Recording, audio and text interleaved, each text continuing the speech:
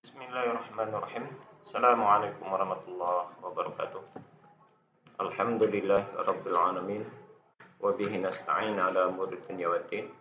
Asyhadu an la ilaha illallah wahdahu la syarika lah wa asyhadu anna Muhammadan abduhu wa rasuluhu sallallahu alaihi wasallam la nabiyya ba'd. Rabbi shrah li sadri wa yassir li amri wa hlul 'uqdatam min lisani yafqahu qawli. Alhamdulillah, puji syukur kita ucapkan kehadiran Allah Subhanahu wa taala. Allah yang Maha Pengasih lagi Maha Penyayang, yang Maha Esa, yang Maha Tunggal, yang Maha Ahad, yang tidak pernah beranak dan tidak pernah diperanakkan. Lam yalid wa lam yulad. Yang tidak ada serupa dengannya, laisa kamitslihi syai'.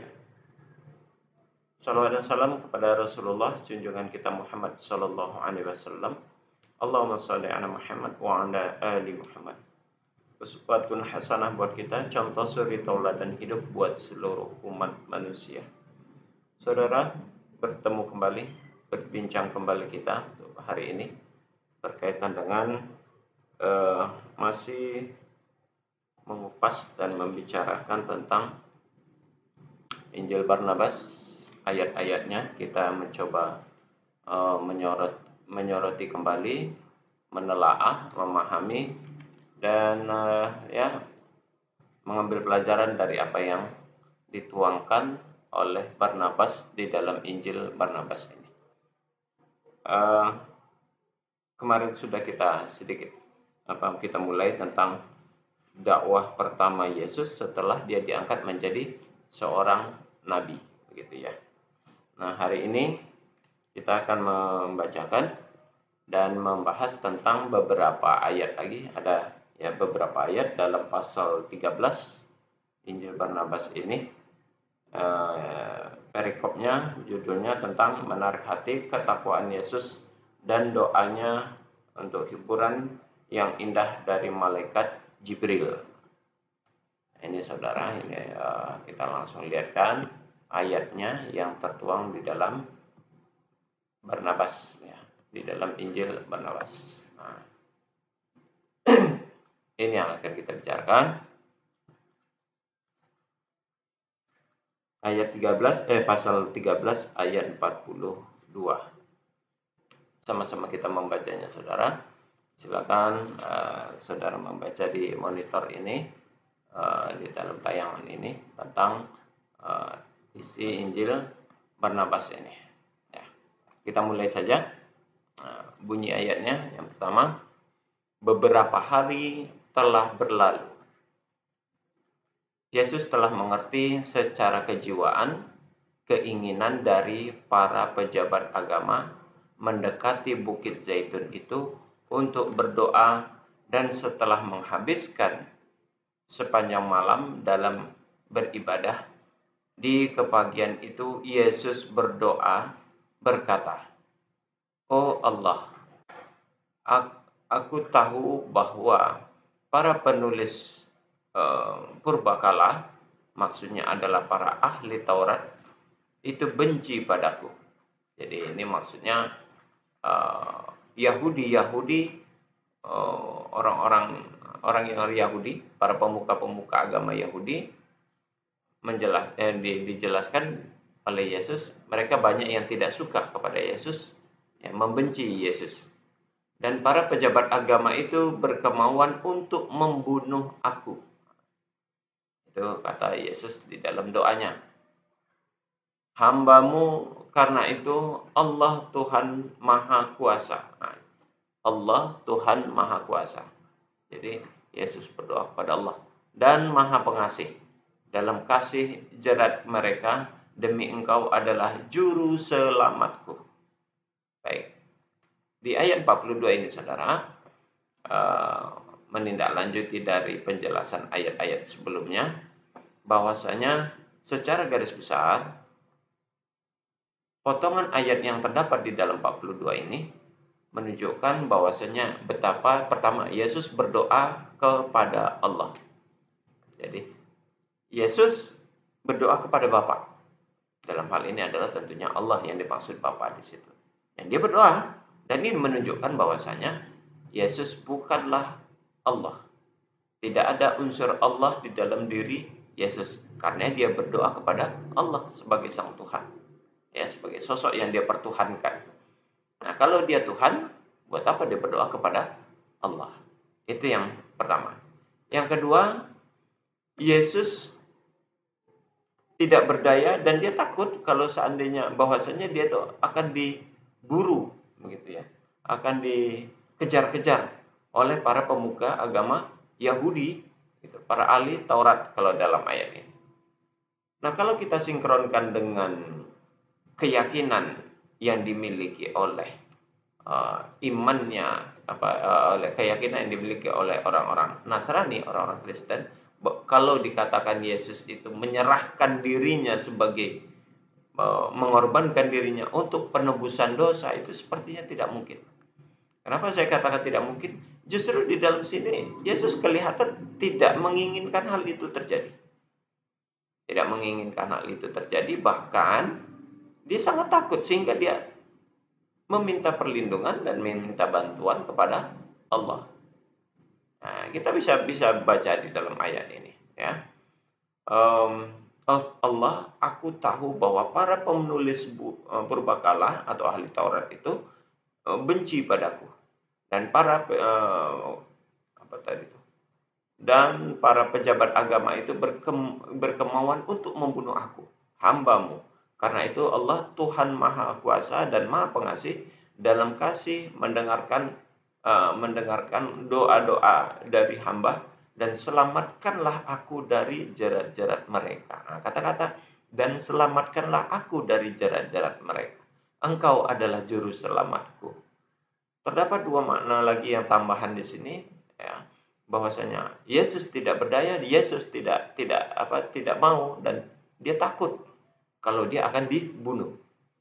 Nah, jadi ini bertentangan dengan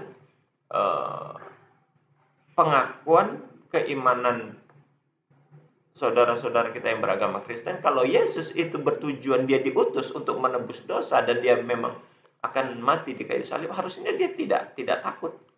Dia seharusnya tidak minta keselamatan, ya, tidak minta perlindungan kepada Allah. Ya udah, serahkan saja dirinya karena memang tujuan dia itu sebagai penebusan. Ini menunjukkan bahwasanya Yesus bukan diutus, dilahirkan bukan untuk menebus dosa manusia. Ya. Dia hanya menyampaikan berita risalah dari Allah, begitu. Nah, bahkan di akhir ayat yang ke-42 ini Yesus mengatakan, engkau adalah juru selamatku. Engkau itu siapa? Allah. Jadi Yesus sendiri memiliki juru selamat ataupun mengakui bahwa yang namanya juru selamat itu adalah Allah, bukan dirinya. Ya. Nah, ini kalau seandainya keyakinan dan keimanan yang dimiliki oleh saudara-saudara yang beragama Kristen, bahwasanya Yesus itu adalah sang juru selamat, tidak demikian adanya. Ya, tidak demikian adanya. Justru di sini dikatakan Yesus sendiri mengakui yang namanya juru selamat itu adalah Allah. Dia juru selamatnya Yesus itu. Nah, itu di ayat yang 42. Jadi di ayat yang 42 ini menjelaskan bahwasanya Yesus memberikan informasi, Yesus berdoa kepada Allah, dan di dalam doanya Yesus menjelaskan bahwa para pemuka agama Yahudi itu membenci dia dan ingin membunuhnya. Nah, dan yang ketiga, Yesus tidak berdaya dan Yesus sangat ketakutan. Lalu yang keempat, Yesus meminta bantuan, minta perlindungan kepada Allah. Karena memang Allah yang maha selamat, juru selamat. Nah, ini yang kelima, yang juru selamat itu adalah Allah, bukan Yesus. Itu saudara. Kita lanjutkan pada ayat berikutnya, ayat yang ke-43. Engkau maha mengetahui. Nah, ini sesuai dengan nama dan sifat-sifat Allah itu yang maha mengetahui. Alim. Engkau yang maha mengetahui, Allah, bahwa aku adalah hambamu. Nah, ini perkataannya. Mencari engkau sendirian. Aku adalah hambamu. Jadi Yesus hanya seorang manusia biasa, seorang hamba Tuhan, seorang utusan Allah, ya. Bahkan di sini mengatakan, aku hambamu mencari engkau sendirian. Nah, kalau Tuhan itu dia, kenapa dia mencari Tuhan lagi? Kalau yang Allah itu dia, kenapa dia harus mencari Allah lagi? Allah yang mana yang dia cari lagi? Tuhan yang mana yang dia cari lagi? Ini mengindikasikan bahwa, menunjukkan bahwa Allah bukan Yesus, dan Yesus bukanlah Allah. Kita lanjut, doanya Yesus masih, oh Allah. Dan mentabligkan firman-Mu, artinya menyampaikan firman Tuhan. Karena firman Engkau adalah benar, yang bertahan selama-lamanya. Jadi Yesus menyampaikan firman Allah, membawa risalah dari Allah untuk disampaikan kepada umat manusia. Dan itulah yang benar. Itu yang benar. Baik, kita lanjutkan. Tatkala Yesus mengucapkan kata-kata ini, perhatikanlah di sana, telah datanglah malaikat Jibril kepadanya dan berkata, jangan gentar, oh Yesus, karena beribu-ribu yang berdiam di atas langit menjaga pakaian-pakaian engkau, dan engkau tiadalah wafat sampai segala sesuatunya digenapi. Sedangkan dunia ini akan hampir menjelang pengakhirannya. Nah, di sini Jibril mencoba menenangkan Yesus, mencoba menghibur Yesus, mencoba memberikan perlindungan, membuat Yesus supaya tidak takut, tidak gentar, dan tidak resah. Dihibur oleh malaikat Jibril. Nah, jadi kisah ini begitu menarik, menjelaskan banyak hal yang penting dari awal, dari poin yang terdapat di ayat 42 sampai 43. Ini masih belum selesai 43. Kemudian Yesus menjatuhkan mukanya ke tanah. Itu sujud, saudara. Jadi Yesus bersujud, dan dalam sujudnya dia berkata, oh maha besar Allah Tuhan. Ini kalimat takbir. Allahu Akbar. Allah yang maha besar. Jadi cuman redaksi bahasa di sini adalah oh maha besar Allah Tuhan. Kalau diarabkan ini bunyinya sama dengan makna Allahu Akbar. Ini kalimat takbir. Jadi Yesus bertakbir di dalam sujudnya itu. Ya. Allahu Akbar. Begitu toh. Betapa besar kasih engkau kepadaku, dan apakah gerangan yang akan aku berikan kepadamu, Allah, untuk imbalan semua yang telah engkau anugerahkan kepadaku. Nah, bayangkan coba. Di sini Yesus bersyukur, memasrahkan diri, dia bertawakal kepada Allah. Dia menyatakan bahwasanya sudah begitu banyak yang telah Allah berikan kepada Yesus itu sendiri. Lalu apa imbalannya akan diberikannya untuk itu semua? Ya, betapa Yesus itu tidak mampu untuk membalas akan karunia yang telah Allah berikan kepadanya. Dan kemahabesaran Allah diakui oleh Yesus di dalam ayat 43 ini. Nah, ini menunjukkan kalau dia Tuhan, nggak mungkin dia memuji-muji Allah lagi. Ya, kalau memang dia yang Tuhan itu, dia yang Allah itu. Di ayat 44-nya dikatakan, malaikat Jibril menjawab, bangkitlah Yesus dan ingatlah Ibrahim yang sudi membuat kurban kepada Allah dengan hanya anak kandungnya Ismail, ya, untuk menggenapi firman Allah, dan pisau tiadalah mempan memotong anaknya.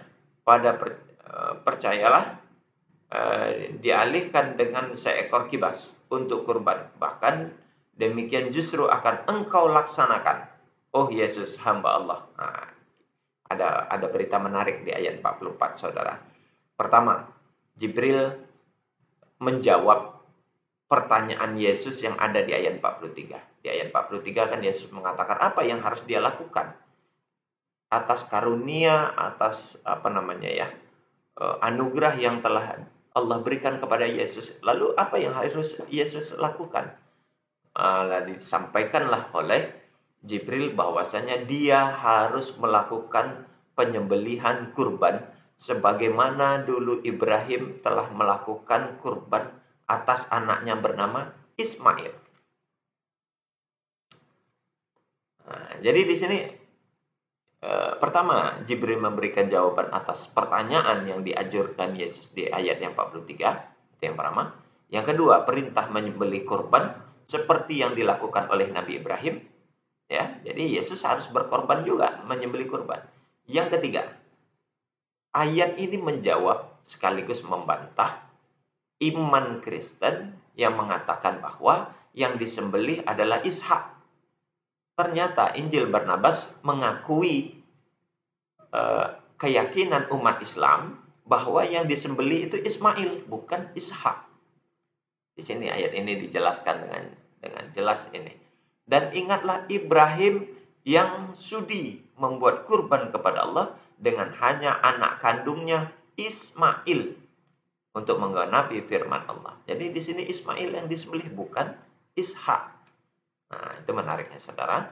Ini ayat ini di samping dia menjawab pertanyaan Yesus yang ada di ayat 43, sekaligus menjawab dan membantah serta meluruskan keyakinan saudara-saudara kita yang beragama Kristen bahwasanya yang disembelih bukan Ishak tapi Ismail. Buktinya adalah terdapat di dalam ini Injil Barnabas. Ya, pasal ke-13 ayat yang ke-44. Nanti masih ada lagi itu tentang kisah tentang penyembelihan Ismail. Sebetulnya penyembelihan Ismail ini sudah pernah kita singgung di dalam video yang sebelumnya, itu yang berjudul siapa yang disembelih, Ibrahim, Ismail atau Ishak. Nah, itu silakan saudara cari judul judul video itu. Silakan dicari. Situ saya sudah membahas tentang siapa sebenarnya yang disembelih oleh Nabi Ibrahim akan anaknya, apakah Ishak atau Ismail atau Ishak. Nah, ayat ini mendukung apa yang dituangkan di dalam Injil Barnabas pasal 13 ayat 44 ini, mendukung jawaban yang ada di dalam video saya sebelumnya. Kita lanjutkan. Di ayat berikutnya dijelaskan di sini, Yesus menjawab lagi. Jadi setelah Jibril menjelaskan bahwasanya Yesus diperintahkan untuk menyembelih kurban sebagaimana Ibrahim menyembelih anaknya Ismail, lalu Yesus menjawab, mau, artinya mau, dia juga mau akan melaksanakan menyembelih kurban. Tapi kata Yesus, di mana akan aku jumpai anak domba itu? Padahal aku tiada mempunyai uang dan adalah tiada sesuai. Nah, kita lanjut, ada sambungannya. Tidak sesuai dengan undang-undang untuk mencurinya. Jadi Yesus mau melaksanakan penyembelihan kurban, cuma masalahnya dia nggak punya uang dan dia tidak mau mencuri karena itu melanggar peraturan dan itu dosa untuk mencuri itu kok kata Yesus. Lalu apa kata malaikat? Padahal itu malaikat Jibril telah menyediakan kepadanya seekor domba yang dipersembahkan Yesus dalam kurban, seraya memuja dan memuliakan Allah yang maha luhur selama-lamanya. Potongan ayat yang terakhir ini saudara menunjukkan bahwa ternyata Yesus juga melaksanakan penyembelihan kurban. Layaknya orang tuanya beliau sendiri dari keturunannya Ishak sampai kepada Ibrahim, yang Ibrahim menyembelih anaknya bernama Ismail. Jadi penyembelihan kurban itu secara turun-temurun. Ya, secara turun-temurun dilakukan oleh Ibrahim, Ismail, Ishak, sampai anak keturunannya. Nih bukti Yesus juga melaksanakan penyembelihan kurban. Bahkan sampai kepada Muhammad Sallallahu Alaihi Wasallam, membawa risalah dan ajaran yang sama. Nah, begitu saudara. Ini poin-poin yang terdapat di dalam Injil Barnabas pasal ke-13 ayat 42 sampai 45 tadi. Sangat menarik, banyak hal yang dapat kita ambil pelajaran di dalam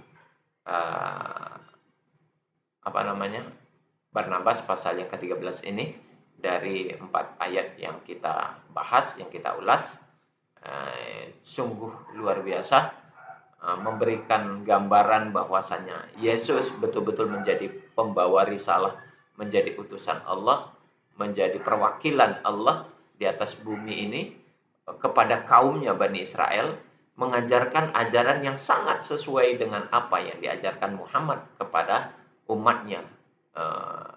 Umatnya yang saat ini di akhir zaman, yakni agama Islam, umat Islam di seluruh dunia. Jadi ini membuktikan bahwa memang Yesus dan Muhammad berada dalam satu ajaran yang sama. Demikian saudara bincang-bincang kita hari ini. Semoga ini bermanfaat, menjadi bahan pemikiran dan pertimbangan buat kita di dalam mencari kebenaran agama yang diturunkan oleh Allah Subhanahu wa taala melalui para nabinya. Demikian, kita tutup dengan kafaratul majlis. Subhanakallahumma wa bihamdik, asyhadu an la ilaha illa anta, astaghfiruka wa atubu ilaik. Assalamualaikum warahmatullahi wabarakatuh.